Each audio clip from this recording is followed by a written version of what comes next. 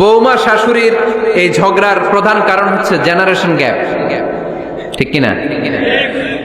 শাশুড়ি এক জেনারেশনের আর বৌমা আরেক জেনারেশনের। শাশুড়ি ভাবে একরকম, বৌমা ভাবে আরেক রকম।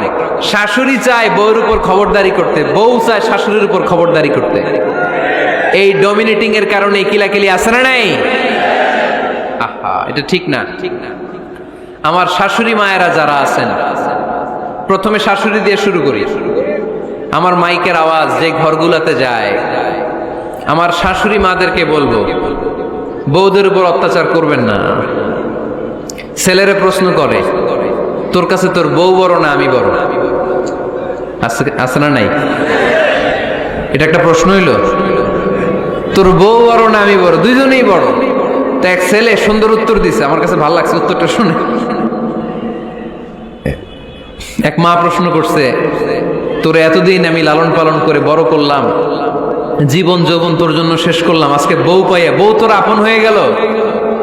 এবার ছেলে উত্তর দিচ্ছে, মা, আমার মুখ থেকে মা ডাক শোনার জন্য তুমি কি কষ্টটাই না করছো জীবনে। 10 মাস আমারে পেটে ধারণ করলা, খাইতে পারো নাই, বমি করছো, খালি ওষুধ খাইছো, তোমার পেট কেটে আমারে বের করা হয়েছে, 2 বছর আমারে দুধ খাওয়াইছো, পেশাব পায়খানা পরিষ্কার করেছো। বয়স যখন 3-4 তখন তোমার আমি মা ডাকছি। এই মা ডাকটা শোনার জন্য তুমি এত কষ্ট করছো। আর আরেকবারের মাইয়া এই ঘরে আইসাই তোমার মা ডাকা শুরু করছে। যেই মেয়েটা তোমারে মা ডাকে সে আমার আপন হবে না কেন মা? ঠিক কিনা?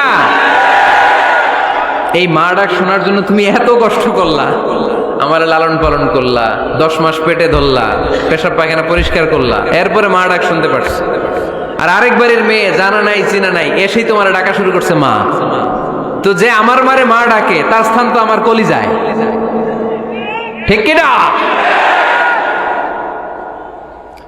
শাশুড়ি আম্মারা যারা আছেন, প্লিজ বৌমাদেরকে কষ্ট দিয়েন না। অনেক শাশুড়ি আছে পান থেকে চুন খসলে রেগে যায়, পদে পদে স্ত্রীর ভুল ধরে, বউয়ের ভুল ধরে, আছে না নাই?